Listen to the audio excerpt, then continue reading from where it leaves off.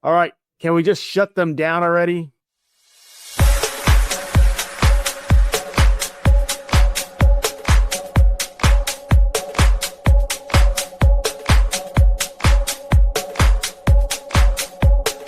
Hey, welcome back to another episode of Spurs in Focus right here on YouTube, iTunes, Spotify. You also got Pocket Cast, even on YouTube Music. We are everywhere. You want to go subscribe ASAP. And don't forget to subscribe to the Spurs in Focus Substack. It's completely free. Yeah, guests are apparently buying free rounds of subscriptions, everybody. So go take advantage of it right now. I am your host, Jeff Garcia, longtime Spurs writer in San Antonio. Welcome back. We definitely appreciate it. Keep on coming here to Spurs in Focus to be your first and only spot for all things San Antonio Spurs. Don't go to the other ones. You want to just come right here to Spurs in Focus. What are we talking about today? Can we just shut them down already? There's only 2 games left on the season. I think it's pretty safe to say that the Spurs are likely going to be locked into the number 2 seed in the Western tournament. Yeah, just shut them down. We're going to talk about that. Should they shut them down? If so, who should be out there? Who they should not, Spurs, shut down in the last 2 games of the regular season. And then Dylan Harper is on the rise. What a way to close out his rookie regular season. We're going to talk about that, read what he had to say recently about his play, and so much more. And yes, there's going to be a nerd segment. Brace yourselves. All right, it is coming. All right, let's go and bring in our guest. I told you guys he'll be back, and look who it is. Mr. Rudy Campos of The Sports Answer. He's on X at The Sports Answer. Let's make that again because he changed it recently. It is at The Sports Answer. He didn't even tell me. Rudy, you didn't even tell me, and I've been saying box score. Well, it was like a Woj bomb or, a Shane bomb type thing. It happened overnight when I was told I need to switch it over. Apparently, even ESPN did breaking news about that, too, that your even changed. Yeah. I got the alert on my phone, the ESPN alert says breaking news, Rudy Campos changes it to Sports Answer on X, FYI. So, for all 4,000 followers that I have, because there we go, very many. Yeah, watch out, everybody. Rudy is making waves. All right. Again, he is with The Sports Answer, and he's been helping me out as we get Spurs in Focus going. He's been doing a tremendous job. That's why I like to have him on regularly. He deserves a lot of the shine behind the scenes for who he's doing here at Spurs in Focus. So appreciate you, Rudy, and let's dive into it. Shut them down. You need to shut them down, right? So in the last 2 games, they got Dallas, they got Denver. All right. At this point, it's pretty meaningless. Unless a miracle happens, the number 1 seed is out of reach. All right. So yesterday against Portland, heading into that game, Wemby and Castle were doubtful. Doubtful means less than 50%, likely not going to play. Mm-hmm. And I think that was the right course of action. Wemby got banged up in the previous game. Who was that against not the Blazers? I'm sorry. Who was that? Denver. Thank you so much. Mm-hmm. He got banged up in that game. He also got banged up, I believe, in the Sixers game. Is when Paul George kind of smashed into him. In that same game, Steph Castle, he tweaked something. He exited the court on his own accord to just check if he was okay. He came back. Yet the Spurs put him as doubtful for last night's game ahead against the Blazers. Now, but here we are, though. You have 2 key guys that already got banged up in what was kind of a meaningless game against the Sixers. The Spurs don't have nothing to play for right now other than being rested and raring to go when the playoffs start. Rudy, I think the right course of action is to just shut them down already. And not just Castle and Wemby. You're looking at guys like Vassell, Keldon, even the veterans, Barnes. Who else you got out there? Olynyk, although he doesn't get that much burn, but just start resting these guys. I think that is a prudent course of action. And I would even say scale back De'Aaron Fox's minutes. Don't let him log as much as he's been logging this season. The prudent thing is for them to just shut these players down and let the younger guys or the inexperienced guys get burned. What do you think?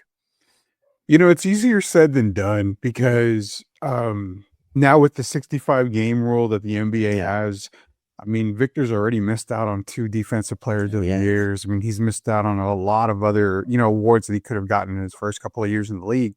And I think that's what really, really questions a lot of whether you should shut them down or not. This year I think he needs to play just one more game in order to be eligible all NBA awards. So I think you're going to see him in one of the last 2 games. But the shutting down part, I agree with you. They need to, if not shut him down, they need to limit them to maybe 15 minutes, 16 minutes in the game. Sure. Just to get them a little bit of run, not completely shut them down all the way. But, a guy like Castle, who's already logged in a ton of minutes, I probably would shut down out of everybody more. And then once Victor gets that next game in, I think you shut him down for the last game or so. Vassell, Keldon, even De'Aaron needs to play a little bit more, just kind of keep the rhythm going.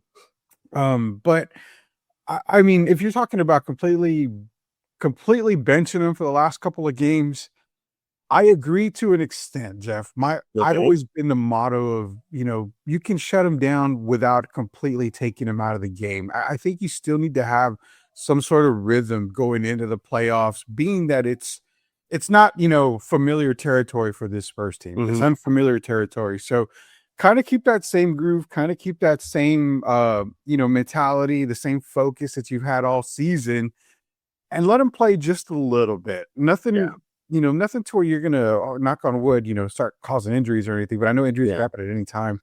I think it's just more of limit the minutes, maybe 15 minutes a game, maybe even less if you want to do that. Just kind of get a little bit of rhythm, kind of get the heart racing a little bit.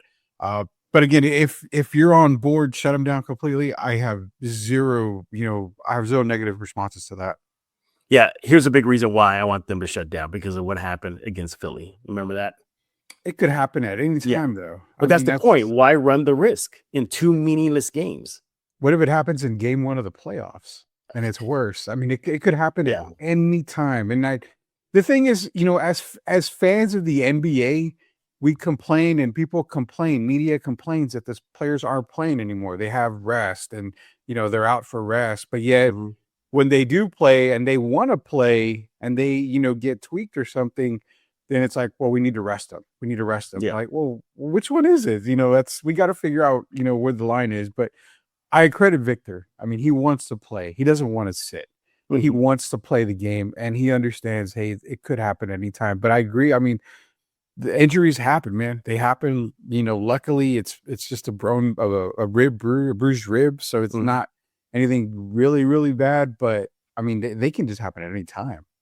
Yeah, I hear you, but for me, it's mitigating the risk. Yes, you're right. It can happen in tip off of game 1 of the opening round series. It can happen, and it can even happen in the games, the practices between. Because remember, the play-in tournament starts as soon as the regular season's over, and the Spurs are going to be off for close to a week.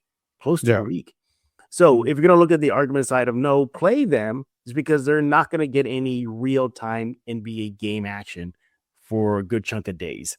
So there's that. But I'm maniacal about this. I see this as, look, they got 60 wins. They're likely going to have 60. They're going to have a few more wins on their belt too. Yeah. They're humming right now. The last thing this team needs is any type of, pin that deflates the balloon and pops it, whether it's an injury to Castle, Vassell, Keldon, Wemby. I think, to me, if I put on the scale, I'm like, yes, Rudy's right. Don't shut him down completely. But my God, I mean, this is a good thing. What are we doing? Going up against Dallas? Dallas has more to play for, in the sense they need a tank. If anything, they should want to lose that game versus San Antonio. Denver, at that point, this is the last game of the season. I'm pretty sure they're trying to rest Joker or Murray and their big guns. I want to see a starting lineup out there with Kelly Olynyk, possibly Bismack Biyombo, Carter Bryant, Jordan McLaughlin. That's I want to see Harrison Ingram out there. The Austin Spurs season is over. Let him get some burn at least one or 2 days in a San Antonio uniform. That's how maniacal I am about this, because I don't want anything to disrupt this engine, this F-15 thundercracker fueled engine that is just going right now at 100 miles an hour and winning. I think a major injury could deflate this team. Hell, Rudy, I want even Mitch Johnson to take a couple of days off. Let Sweeney run the show for a couple of days. Save her voice, Mitch Johnson. He can get thrown out of the game. Pop used to do it all the time. Oh yeah, when he did that and Pop winked at the crowd like. Yeah, I got to get back to the back. Yeah, I hear what you're saying, man. Am I crazy for this? Am I being too kid gloves right now? No, I mean you're not. And again, I would never argue the fact that people want players to rest. I mean, I understand that. I completely agree, and I will never fight back on it. I just see the rhythm part. When I've played basketball, then when I've coached, I've understood, you got to have a certain rhythm. You've got to understand that if you're rolling, you want to continue to roll. I'm not against, these guys taking a night or two off, especially in the last couple of games of the regular season. So it makes a lot of sense. You want to get ready for the playoffs. You have that entire week before you're even going to tip off in the playoffs. So you get an extra rest at that. But knowing that more than likely the Nuggets are gonna see, this is the problem. Denver is not completely in that number 3 realm right now in the Western Conference. They've only, as of right now, got a 1-game lead over the Lakers. Now, if they can so happen to lock up that 3 seed before the Spurs game, then I can see Jokic and all them resting. But if not, then they're going to end up playing against the Spurs. So my question being to you is that if Wemby needs one more game, what game would you want him to play? Because, he's got Dallas, he's got Denver. Dallas, if he plays Dallas, Cooper Flag is still on a hunt for Rookie of the Year. So he's going to play hard. If Denver has a lot to play for in that last game, they're going to play hard against the Spurs. Do you limit Wemby to maybe 20 minutes to where he qualifies for that final, game for the awards? Or do you completely shut him down knowing these two teams are going to play hard? And that's kind of a conundrum right there, because you don't know which way to lean. You don't want to deny him the opportunity to get Defensive Player of the Year, to make All NBA, or to do even to consider MVP, which I don't even think he's going to win it this year now. But I mean, you got all these factors in Mitch Johnson's head. That's the part you have to understand too, is we don't know the situation for these last couple of games. He's going to have to play in at least one of them. Then give him his 22 just to be safe. Yeah, 25 games, 20 minutes against Dallas, and then that's it. You're done for the season. Regular season, I should say. Maybe not even run plays for him. Just kind of leave him out there. Let him do the tip-off and roam around and give, at least for 25 minutes, give the ball to Carter Bryant, Jordan McLaughlin. So are you conceding the MVP trophy? You know what? It feels like it's slipping a little bit. It feels like it. SGA is still being SGA. I still think it's going to be close. Do you have him second still? I still have I caught you off guard there, huh? Yeah, I second. I actually have him dropping to third right now. I have him at second. I think the Denver's record is going to hurt Joker. I think that. And it could, but they've been on a massive run these last couple of months. So yes, he's doing it at the right time. He's got a healthy team, so yeah.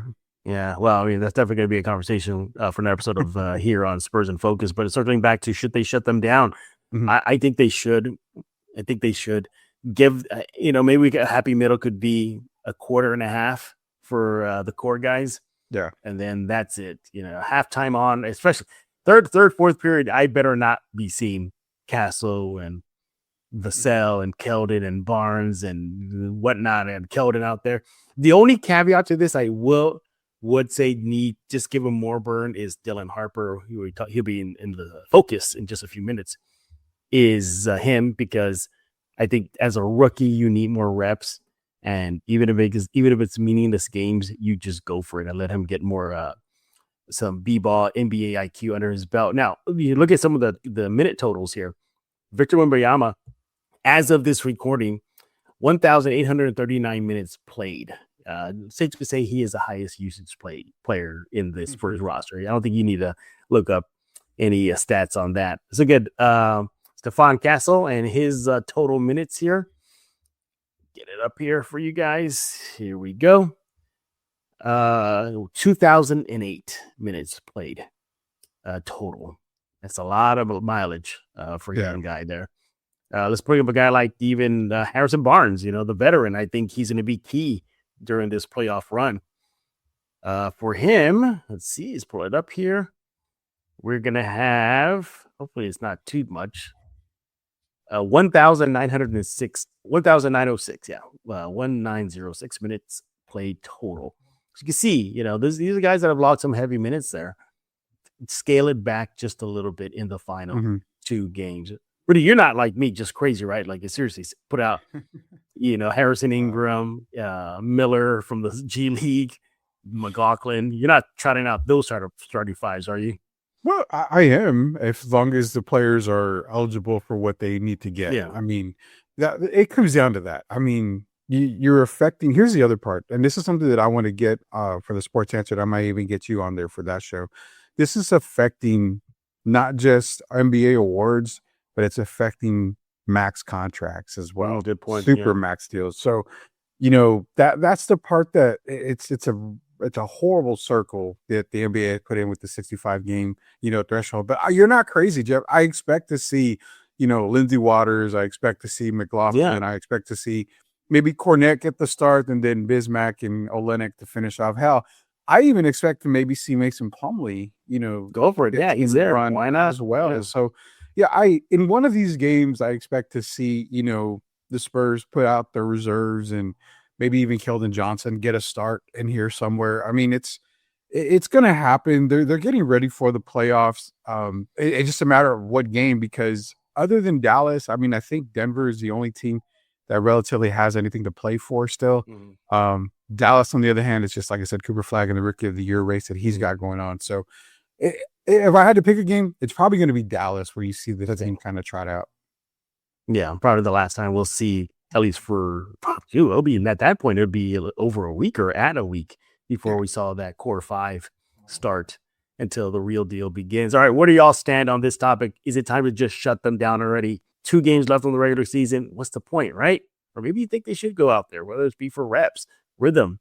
Let us know on X. He is at The Sports Answer. I am at Jeff G Spurs Zone. Don't forget to subscribe to Spurs in Focus on YouTube, iTunes, Spotify, Pocket Cast, YouTube Music. It is all there.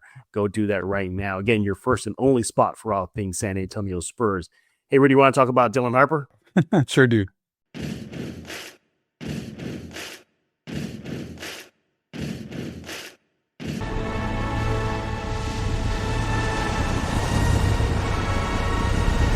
All right, so we talked about Dylan Harper in the first segment here, how at minimum, he should be the only core player getting somewhat of a major burn in the last 2 games.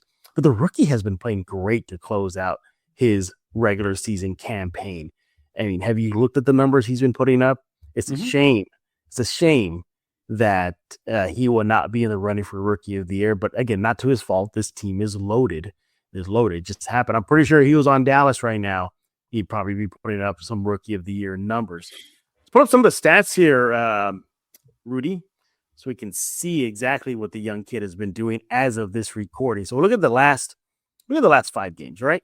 Okay. 15 points per game, 3.2 rebounds, 4 assists per game in 24 minutes. He's a plus 3.4 for the Spurs.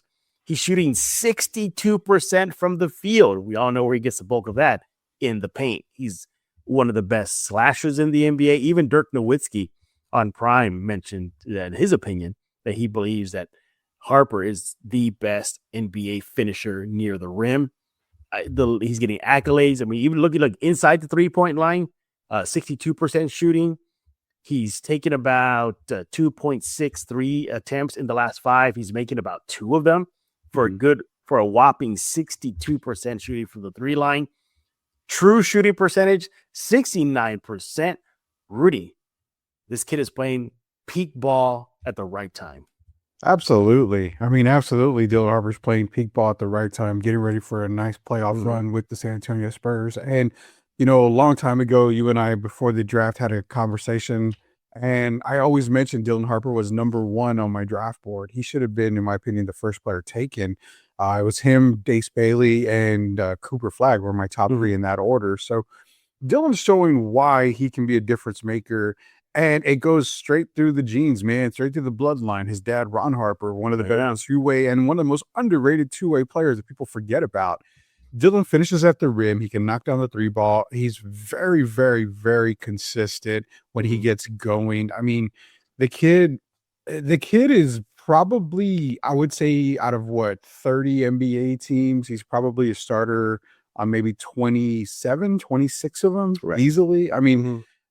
if not for being a Spur, which is not negative at all, if not for being a Spur, he's in the Rookie of the Year campaign. I mean, he's probably averaging close to 19, 20 minutes Oh, a yeah. game. Easy. His assists would be up there. I mean, could you imagine him, say, put him on the Atlanta Hawks right now with Oh, Trae Young God. gone? I mean, he would be the motor on that Devastating. team, and that Yeah. team would be amazing right now. So, yeah, Dylan Harper's a difference maker. And what I like about it is that he has a great mentality about things. Yes, His he does. mental game is there. His dad is in his ear. If you remember, a lot of people, a lot of fans on X were telling Ron Harper, your kid's going to San Antonio. He's going to sit the bench. And Robert's kind of like, it's a perfect scenario for him. Let the cards Yeah, down where they will. exactly. And it's a perfect spot for him. And I agree. It's the absolute perfect spot for Dylan because he's learning from a great coaching staff. He's coming into a great organization. He's learning behind one of the better point guards in the league with De'Aaron Fox. Eventually they're going to go with a 3-guard lineup. And I'm telling you, it's going to be Harper, it's going to be Castle, it's going to be Fox, and that's going to eventually be the lineup they're going to go with. So he's doing everything right. He's getting ready for a playoff push. It wouldn't surprise me, Jeff, and I'll say this on this show right now so people can screenshot it or whatever and record it. It wouldn't surprise me if he wins a few playoff games for San Antonio coming off the Oh, bench. I So, no doubt about that because yeah. he did that for the Spurs during the regular season. Yes, it's very well could happen. That's the kind of player and impact that he has. And Dirk, even Steve Nash saying that he's probably one of the best, if not the best finisher around the basket. Mhm. They both get him a lot of love. And we're talking about two major Hall of Famers, including MVP candidate or MVP winners. It Mhm. says a lot about your game. Well, let's read what Harper had to say about his recent hot play of late. Put it up here on your screen for y'all. I'll read it for y'all if y'all just listening in. The biggest thing is confidence. I think going to the game with the same mindset, whether I'm shooting the ball, I'm not shooting the ball, but whether I'm getting off or getting guys open or involved, is I know when I'm aggressive, and that's when I'm at my best. So kind of keeping that, well, his foot, as he said, on the gas no matter what. So usually some key points there. Confidence, check. Doing whatever it takes to win, check. Keeping his foot on the gas pedal. We know he definitely does that, check. And by the way, on the side here, I like that he talks a lot on the court. I love that little edge that he has with him. Um, the shooting, as we highlighted a little while ago, has improved. That is the biggest knock on him heading into his rookie season. In the recent games, he's pretty much smashed that train of thought into pieces. He's shooting the ball well. And I think what I'm seeing now versus what I saw to start his rookie season is we all said he has poise, but now he has more poise. I also like how he's gotten craftier around the rim. There's some situations where I'll see a play and he's driving to the traffic. I'm like, Dylan, what are you doing? You're going 1-on-2 right now, and you got Wemby trailing you, and he'll figure a way to finish. And I think the deadly weapon in his arsenal is that left hand. I think people don't give enough credit for that. He is a deadly left-handed player. Rudy, this is just the beginning of his career. Whew. I mean, what the Spurs have cooking right now, they could possibly have the next big three on their hand. Don't you think, with Wemby, Castle, and possibly Harper? Yeah, I mean, there's really not much negative you can say about, Dylan Harper. And you're right, it could be a really big three. And, a lot of people, they crap on Fox, but I mean, you're talking about a big four, even with It's De'Aaron true, Fox. yeah. So, I mean, this group's going to be together for a long while. And I love that Dylan has that, like I said, mentality of I understand my role in this team Mhm. and it's going to expand. It's going to expand. Eventually, we're going to see him probably in the starting lineup, like I mentioned. But with Dylan Harper, I mean, it's scary to think that the Spurs are having this much success. We knew they were going to be successful this season, that this was the season that was going to be the turnaround season, but to see them have this much success early this time, it's unfallible, man. I mean, golly, it's great for San Antonio. They're just going to get better. And with Dylan a part of this roster, that bench right now is the absolute probably top two Right. benches in the league with him and Keldon coming off the bench. So it's a great thing for San Antonio to have. It's a great problem for them to have. I think the one question people ask is, does this make De'Aaron Fox expendable? No, it does not make De'Aaron Fox expendable. Yeah. Dylan Harper is a focal point. De'Aaron Fox is a focal point. But you're right, man. His left hand, finish. He's a left-handed kid. Go back to the great left-handers of the game. I mean, Manu Ginobili, Chris Mullin. I mean, there's another one that was left-handed. He's on path to maybe, in my opinion, maybe to have that type of career. A Chris Mullin, Hall of Famer, a Manu Ginobili, Hall of Famer. He has that type of game. So I expect him to just continue to improve. Absolutely. See, test your knowledge here. So I have his assists to his teammates here, like in total. So he's assisted Luke Cornett X amount of times. All right. Which one player do you think he's given the most assists to this season? Stephon Castle. You would be wrong. He's only given Castle 21 assists. Could it be De'Aaron Fox? De'Aaron Fox, 20 assists. Wow. I mean, you're gonna be surprised at who it is. I mean, it's not Wemby because that would be the too obvious one. I mean, other than maybe you're close. You're close. He's given Wemby 34 assists. The only other players I could think of would be either Vassell or Barnes, but okay. Well, Vassell, 26 assists, and Barnes, again, you're super close, 34 assists. You give up? Champagne. You got it. Julian Champagne. It would have to be. It had to be a shooter. 35 assists. So, but my point is, look at the distribution. He finds the outside guy, Champagne. He finds the guy, Wemby, is second most, 34. Oh, a tie for second, 34. Barnes, again, outside perimeter shooter guy. Say they were Vassell, 26 assists. So, yeah. Actually, you know what? Even I'm wrong. I think I'm wrong. Yes, I think I read this wrong. We're both wrong. It's not Champagne. Oh, God. Well, you're going to have to give it to me then because I'm not. Keldon Johnson. Which would make sense. They both 45 assists. 45 assists. Yeah, they're both bench players. Yeah. They both come off the bench, man. I think, it would make sense. Let me ask you a question about Harper. And this will be a good question to think about. Where do you see his career ending? Like, what type of point guard? And if you said, he ends up like, it wouldn't be Gary Payton because I don't think he's that great of a defender, not yet, but he could be. What point guard would you think he would finish ideally in his career? I've got a couple. I have one, but I don't know if I'm pushing it though. But you want to hear it? Yeah, go ahead. I'm curious. Kidd. That was the very first player that I thought of was Jason Kidd. Exactly like that. I think Jason Kidd was the one guy who I think Dylan Harper could end up being. I'm talking peak. I'm talking at the highest peak is Jason Kidd.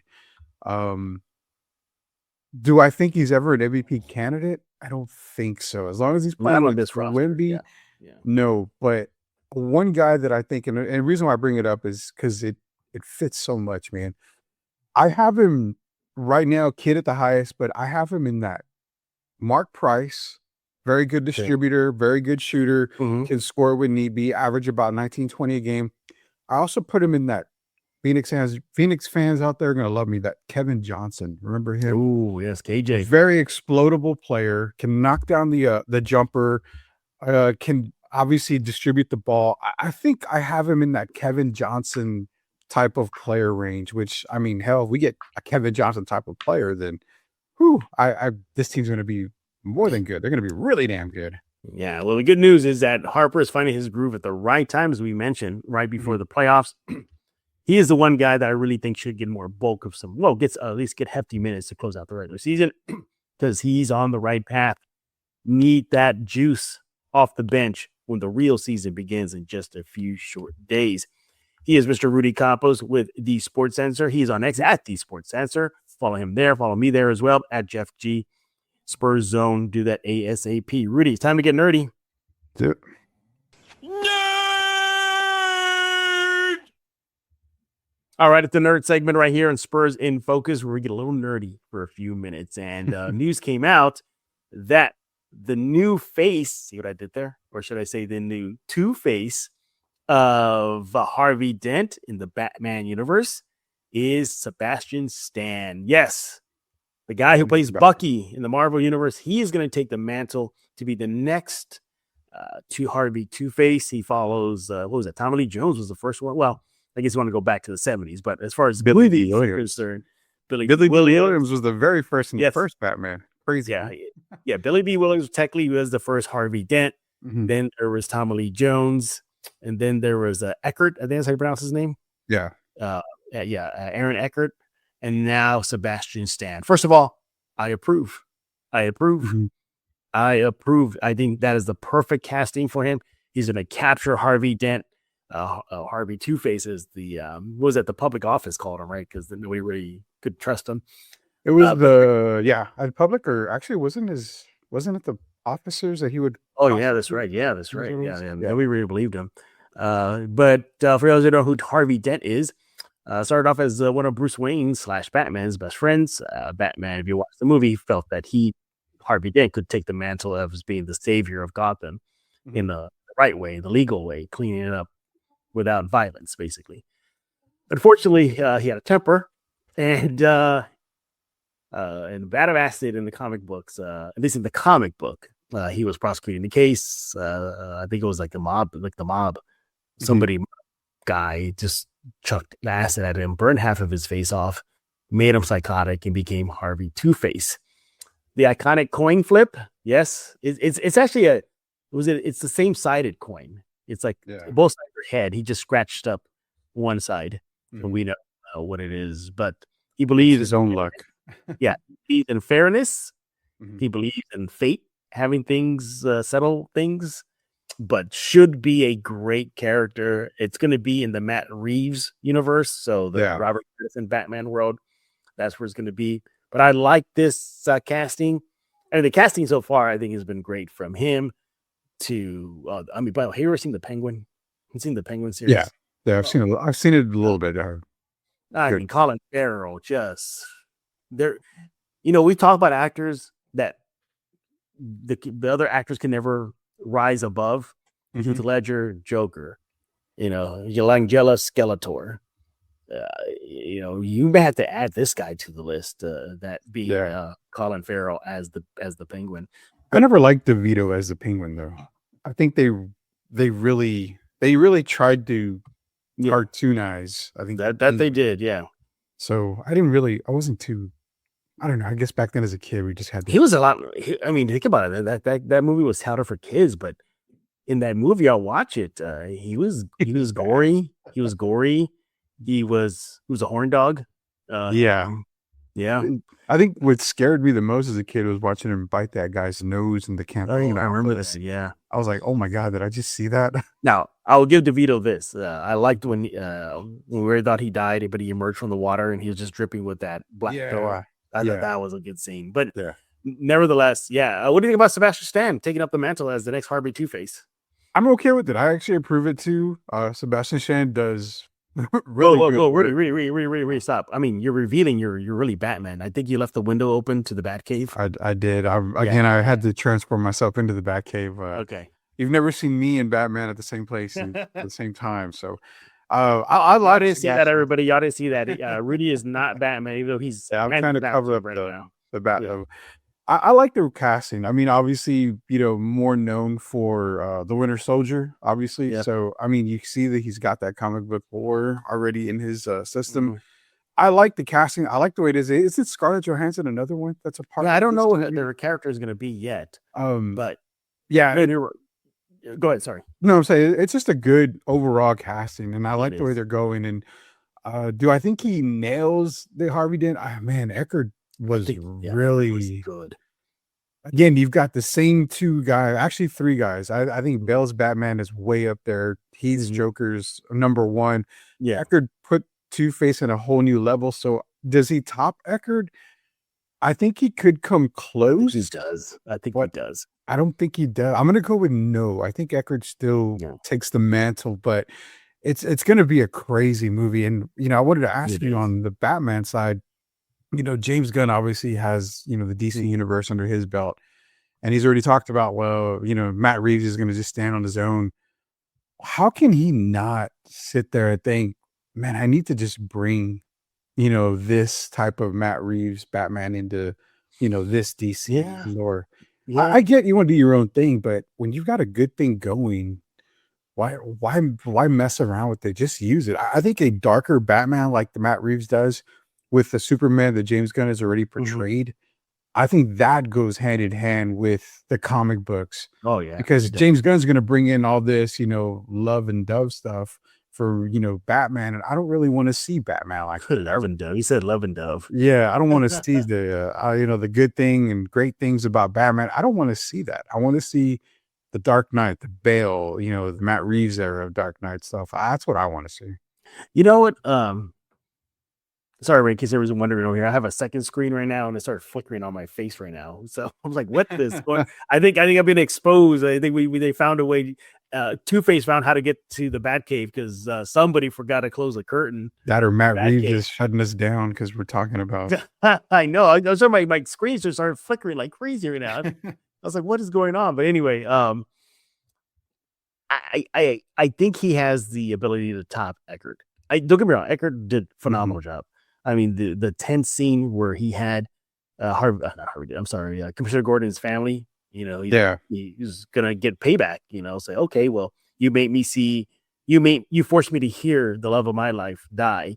Now I'm gonna do the same thing to you because it's fair. I thought that's why he can't be topped, man. That scene alone, the comics of Two-Face, when you read the comics, it portrays him as this way. And I think the way Eckert portrayed him, I think overdid the comic. And that's where I look at, like Ledger overdid the Joker, and that's why he's iconic. Same thing with Eckert, the way he portrayed Two-Face, and that scene at the end of the movie where he has his family. If you can top that scene, okay, you got the mantle. But if you can't top that scene, that is, man, that's one of those focal points in movies, comic book movies that it's like, yeah, that's deadly. That's horror. Yeah. That's good right there. I think he gets close. If anything, I think he ties it. What I just want to understand is this: like, so you get half your face blown off, as just now going back to the original character, not Stan or Eckert. Yeah, and all of a sudden you can go toe to toe in a fist fight with Batman. Like, how does that work? How does that work? Get no training. You're an attorney, a DA, cushy job, but yet you get half your face blown off, and now I can fight Batman one-on-one. Oh, all right, you get super powered up quick. All right, there's your nerd segment right here on Spurs in Focus. But what do y'all think about the Spurs? Is it time to shut it down, put these guys to rest for a couple of games, and then get ready for the real deal? Or no, give them burn? Also, what do you think about Dylan Harper just playing out of his mind right now? It's a shame he won't be Rookie of the Year, but he could have earned it if he was anywhere else. But we're glad he is a Spur. Let us know your thoughts on Harper and so much more. Rudy, what's going on at the Sports Answer? Yeah, so the Sports Answer, we come to you on Answer Now TV on YouTube. You can find us there. You can hit that subscribe button. Come to you every single Sunday. And then Fridays afternoon, we're doing the Friday night or Friday drive home show. So interesting topic. We kind of brought it up here a little bit. We're going to get into the 65 game rule. And a lot of us knew how it affected NBA players as far as all NBA teams, MVP voting, but it's a little bit deeper. Shout out to Justin Termini and Eddie Johnson, former Phoenix Sun Eddie Johnson, discussion with them. And I loved it because they brought up a great point. It goes into a bigger, spectrum when it comes to all NBA teams and all that, because it affects the Supermax and the max deal. So quick point here. What if all of a sudden Stephon Castle, who is not a top 15 player in the league, but because so many guys don't qualify, he gets into that top 15, and guess what? Now he's Supermax eligible. So the payroll starts to get a little bit tighter, and then you got to start making decisions. So it's going to be a great topic this week on the Sports Answer. That's right. You got to follow him on X at The Sports Answer. Once again, he is Mr. Rudy Campos. Don't let everyone know he's really Batman. I know he forgot to close the curtain. But yeah, I meant to grab my my cowl, but I didn't want to actually give it all away right now. Yeah, don't do that. Don't do that. Again, Rudy, thank you so much for joining us here on Spurs in Focus. Everybody else, we thank y'all for making Spurs in Focus your first and only spot for all things San Antonio Spurs. Don't go anywhere else. You want to stay here to catch up on the Silver and Black. Subscribe on the Substack side. Rudy's buying subscriptions. It's completely free. He's buying 50. You got 50 subscriptions for free. Just go there, hit subscribe, and guess what? He's got your back. He'll pay you for it. Go do that right now. Also subscribe on YouTube, iTunes, Spotify, YouTube Podcasts, Pocket Casts. We are everywhere. Go check it out and subscribe ASAP. Will likely be tomorrow as well. There's a chance for that to happen. Chasing somebody right now. If not, I have something up my sleeve that I've been waiting to do for a solo show. So we'll see what happens to close out the week here at Spurs in Focus. So for Mr. Rudy, Patman, Campos, I am Jeff Garcia, and now you're in focus with Spurs in Focus.